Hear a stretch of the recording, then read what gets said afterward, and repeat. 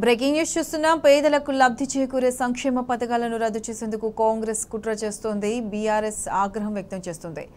సంక్షేమ కార్యక్రమాల రద్దుపై పార్టీ తరపున నిరసన కార్యక్రమాలు నిర్వహిస్తామని తెలిపింది. గృహలక్ష్మి, దళిత బంధు, గొర్రెల పంపిణీ వంటి పథకాల లబ్ధిదారుల తరపున ప్రభుత్వంపై ఒత్తిడి తెస్తామని బీఆర్ఎస్ స్పష్టం చేసింది.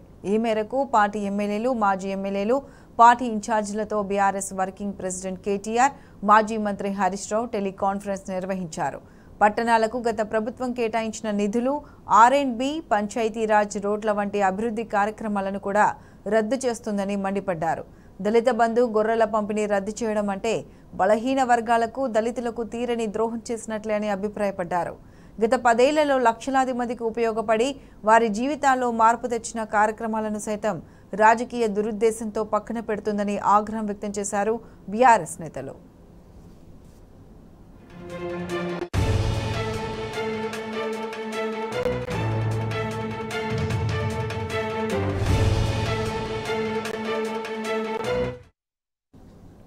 రైట్, పేదలకు లబ్ధి చేకూరే సంక్షేమ పథకాలను రద్దు చేసేందుకు కాంగ్రెస్ కుట్ర పన్నుతుంది. దీనికి సంబంధించి పూర్తి అప్డేట్స్ మా ప్రతినిధి సరిత అందిస్తారు. సరిత.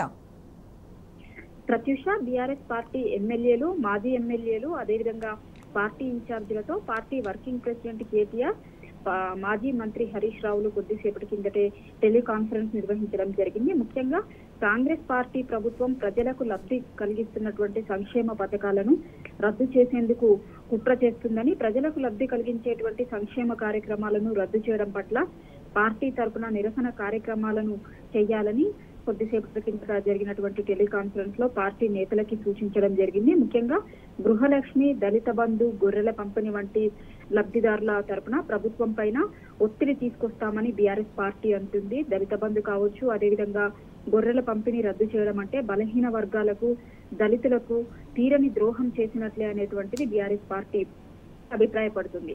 కాంగ్రెస్ పార్టీ అధికారంలోకి వచ్చినప్పటి నుంచి కూడా టీఆర్ఎస్ పార్టీ ప్రారంభించినటువంటి అనేక పథకాలను కేవలం రాజకీయ అక్కస్తోనే రద్దు చేసుకుంటూ వెళ్తుంది. గత 10 ఏళ్లలో లక్షలాది మందికి ఉపయోగపడి వాళ్ళ జీవితాలలో ఎంతో మార్పు తీసుకొచ్చినటువంటి అనేక అభివృద్ధి సంక్షేమ కార్యక్రమాలను కేవలం రాజకీయ దురుద్దేశంతో మాత్రమే పక్కన పెడుతుంది.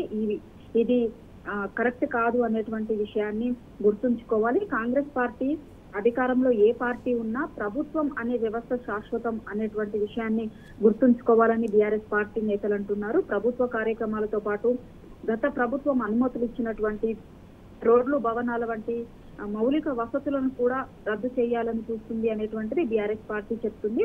ప్రజల ప్రయోజనాలకు లబ్ధి కలిగించే విధంగా ఉన్నటువంటి ఏ కార్యక్రమాన్నైనా వ్యతిరేకించినా, రద్దు చేసినా బీఆర్ఎస్ పార్టీ ప్రజల తరపున కొట్లాడుతుంది, ప్రజల తరపున నిలబడుతుంది అనేటువంటిది పార్టీ నేతలు చెప్తున్నారు. దళిత బంధు కార్యక్రమాన్ని కూడా రద్దు చేయాలని ప్రభుత్వం ఆలోచిస్తుంది. ఎన్నికల్లో దళిత బంధు కార్యక్రమాన్ని ఇంకా విస్తరించి 12 లక్షలు ఇస్తామని ఆనాడు ఎన్నికల హామీగా కాంగ్రెస్ పార్టీ ఇచ్చినటువంటి హామీకి కట్టుబడి ఇప్పటికీ ఎన్నికైనటువంటి లబ్ధిదారులకు దళిత బంధు ప్రకారం ఇవ్వాలి, కానీ దానిని కూడా కాలయాపన చేసేటువంటి విధంగా, రద్దు చేసేటువంటి విధంగా చూస్తుంది. అదేవిధంగా గృహలక్ష్మి కావచ్చు, మిగతా సంక్షేమ కార్యక్రమాలు కావచ్చు, వాటన్నింటినీ రద్దు చేసుకుంటూ వెళ్తే కనుక తెలంగాణ ప్రజలకు తీరని ద్రోహం చేసినట్లవుతుంది. కాంగ్రెస్ పార్టీ సంక్షేమ కార్యక్రమాల అమలు పైన కాంగ్రెస్ పార్టీ తీసుకుంటున్నటువంటి నిర్ణయాలకు వ్యతిరేకంగా అన్ని నియోజకవర్గ కేంద్రాల్లో లబ్ధిదారులకు అండగా నిలబడేలా నిరసన కార్యక్రమాలను పార్టీ తరపున చేపట్టాలని